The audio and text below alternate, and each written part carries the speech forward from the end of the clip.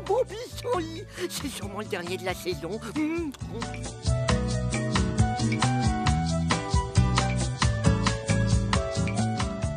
J'en suis au bout de la deuxième année à 350 variétés répertoriées. Je cultive environ 100-120 variétés différentes de fleurs comestibles. Le gros du travail se porte également sur les cueillettes sauvages, c'est-à-dire j'acclimate sur mon terrain et je vais cueillir dans des spots certifiés des plantes sauvages, comestibles. Ce qui est très intéressant, c'est que vu la variété, le nombre de fleurs différentes dont je vous parle, donc il y a autant de goût que de fleurs.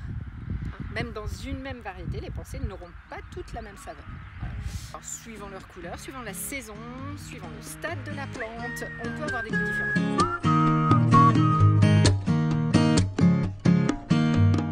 La pensée, donc, c'est une des plus accessibles pour le goût parce qu'elle a une saveur extrêmement douce, légèrement florale. Elle va être facilement abordable en goût. Certaines fleurs, par exemple les œillets d'Inde, les roses d'Inde, qui sont des fleurs comestibles, se consomment que en pétales. Je ne vais pas proposer à quelqu'un qui n'a jamais goûté de fleurs directement de goûter une pétale de rose d'Inde. Il va falloir peut-être passer par une association un peu sucrée parce qu'elle peut avoir de la force. Certaines fleurs sont utilisées en cuisson. Par exemple, l'hémérocale, qui est le lys un jour, qui est une très belle fleur décorative qu'on a souvent dans les jardins, va avoir un intérêt majeur quand il est légèrement poêlé. Ça a un intérêt gustatif. On milite justement pour dire la fleur est belle, elle va magnifier l'assiette. Les chefs s'en servent de façon graphique, mais pas seulement. Ils font le choix des fleurs qu'ils souhaitent en fonction du goût du plat.